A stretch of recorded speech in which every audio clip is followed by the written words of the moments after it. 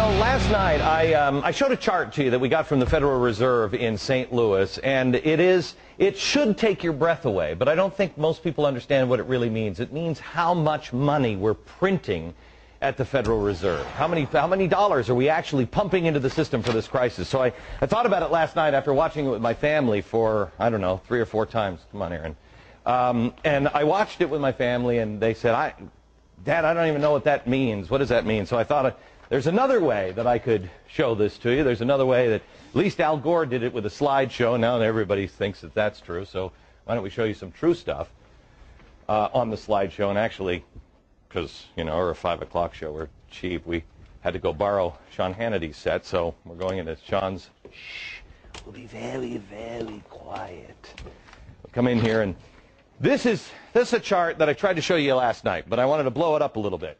This is billions of dollars. This is how much money do we print and have in the system at any given time. Let me start at 1929. Show me here we go. 1929, here's the stock market crash, all right? Now, if you see, we were on the gold standard, so we couldn't print much more money. We had the stock market crash, but we didn't do all of the stuff that we're doing now, just printing money. Go ahead, step to the next thing. Then we go up to 1941. That's the Great Depression. Still haven't pumped a lot of money into the system because, again, on the gold standard.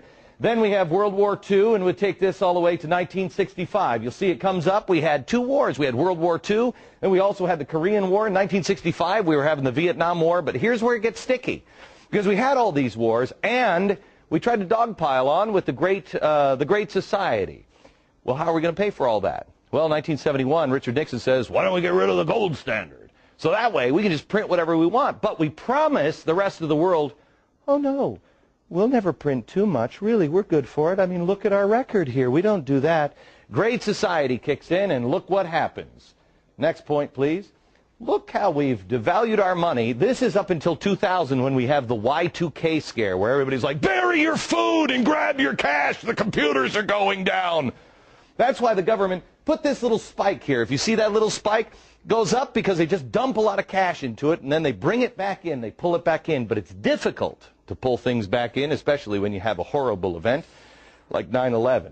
Next stop is 9/11. You'll see it's just a little spike back up just a little bit. Remember how everybody was freaked out that the world was coming to an end? Do your patriotic duty. Go spend. Go out there and get into the stock market. Well, we did. And then this is the kind of spending we get. As you see here, the federal bailout's just about to begin. Let me get into my Al Gore machine. Oh, it's a real inconvenient truth now, isn't it, Al? Look at this hockey stick. This is the hockey stick that Al Gore was talking about with the woolly mammoth coming back or whatever the hell he's talking about. Here's where we were in September last year. But then the Treasury decided we need to start printing more money. This hockey stick should take your breath away. This is devaluing our money. Al Gore said, global warming is not a political issue, it's a moral one. Thomas Jefferson said, doing this to our children is immoral. And I agree with him. We have pumped all of this money in and devalued our money. How is it not going to be worthless? This has never, ever been done by anybody ever before. Please share this video with everybody you know, all your friends. Please go to foxnews.com/Glenn Beck. We're going to make this available for you. Pass it on to your friends. This is real trouble. Not in 1,000 years. Perhaps in the next year. Back in